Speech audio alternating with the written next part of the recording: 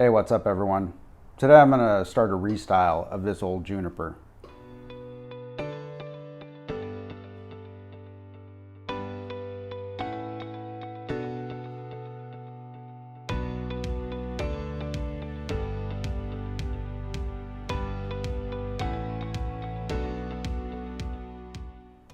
This belongs to a friend of mine, and it actually came from one of the founding members of the Bonsai Society of San Francisco before he had it. It's a prostrata juniper, and it's changed a lot in the last 10 years or so since I first began working on it. And I think when you're maintaining bunjin junipers, you really sort of need to be a little bit more aggressive than maybe I have been in maintaining this tree. When it was quite a few years ago, it was in a small drum pot, and the trunk hasn't changed much, but some of the things that are not ideal about this tree are that for a bunjin feeling tree, the trunk's probably a little bit too big. So you can do sort of somewhere in between a true bunjin and just sort of an informal upright. But the trunk doesn't have a lot of movement in it, and particularly this section is kind of straight. And when you have the front here as it's potted, the movement is to the right, the trunk movement is to the right, and then all of the foliage movement is to the left.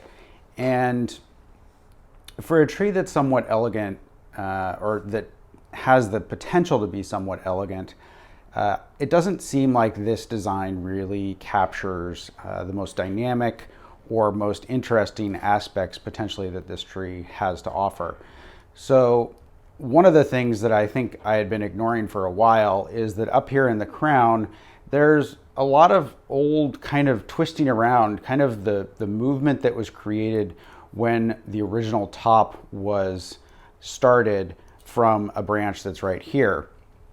So there's some old shari here and old gin that have been on here for a very long time. And you can also see that there's an old branch back here that's kind of cascading down in the back to form basically the depth of the tree. There's no back branches below the crown other than this one giant one.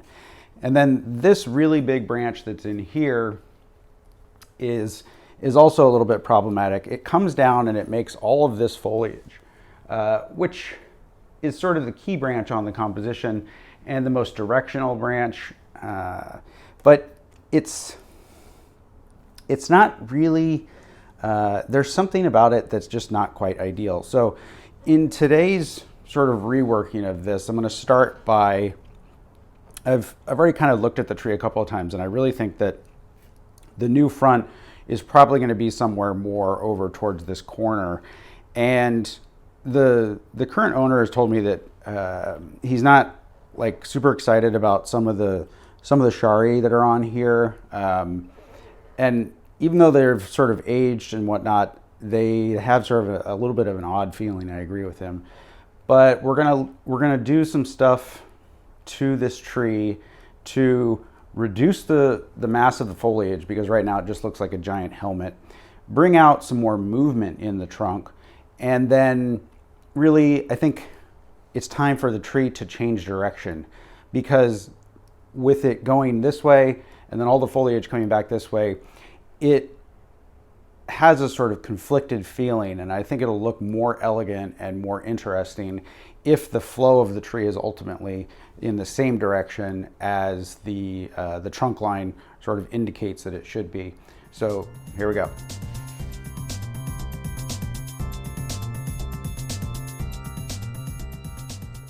Gone through and removed all the wire, and in the process of doing that, I have just sort of familiarized myself a little bit more with the fine structure of the tree. And I removed this branch because I'm 100% certain that I'm not keeping it. Everything else I'm going to leave for now. And the next move here basically is I'm going to try to bend this portion of the top up. Now, a lot of times we're trying to compact trees, and that's actually what's led to the formation that's on the top of the tree here. But because that has turned into one of the most interesting aspects of the tree, what I'm going to try to do is make it more visible.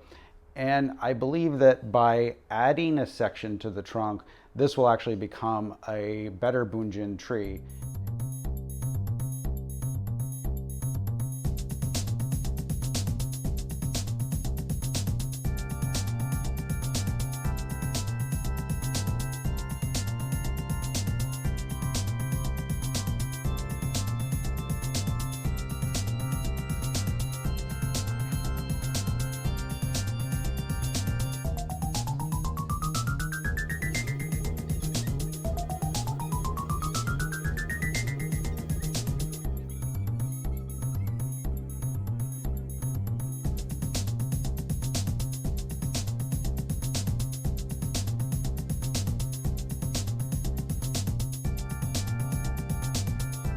All right, I've got a number 6 piece of wire on there going from this large branch in the back. I did a little bit of shari work here to this branch that I killed off, and the other end of the number 6 wire is going through the kind of snake formation here that I'm going to try to separate a little bit.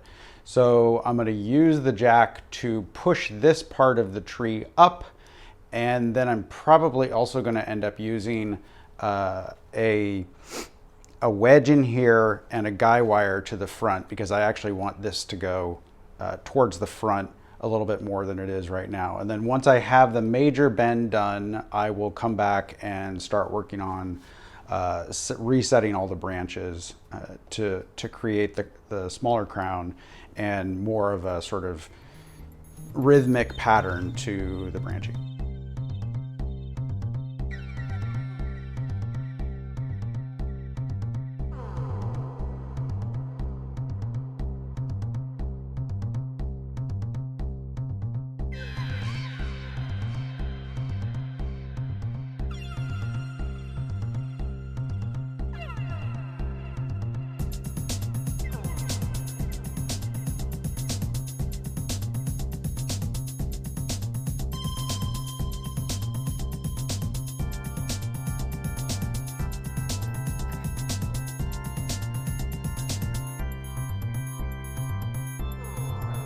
Got the jack on here, use a little bit of rubber. I'm going to put this prop in here, and I've kind of attached it using a piece of copper wire to make sure that it doesn't slip out towards the camera there. And now I'm going to let the jack off, and hopefully that top piece is going to stay right where I put it.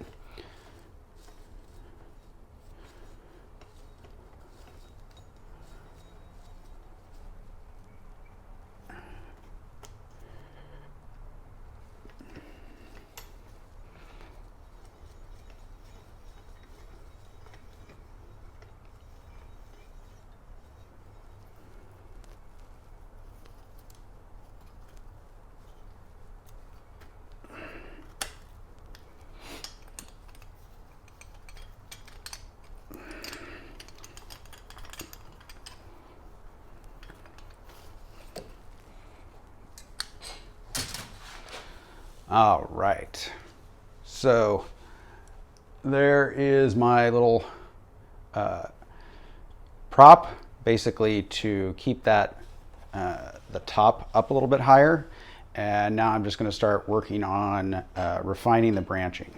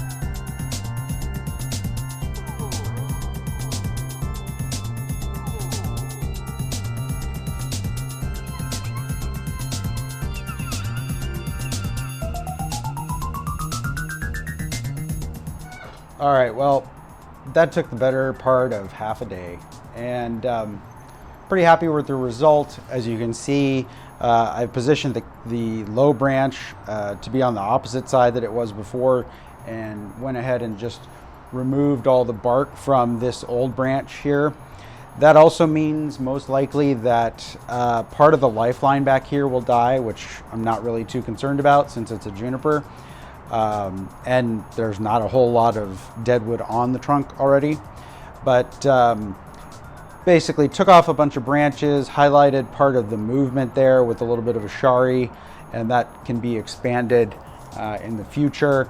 And then just try to have the movement of the trunk that's going that direction matched by the low branch being on that side, as well as the top indicating direction in the same way. So hope you enjoyed that, and see you next time.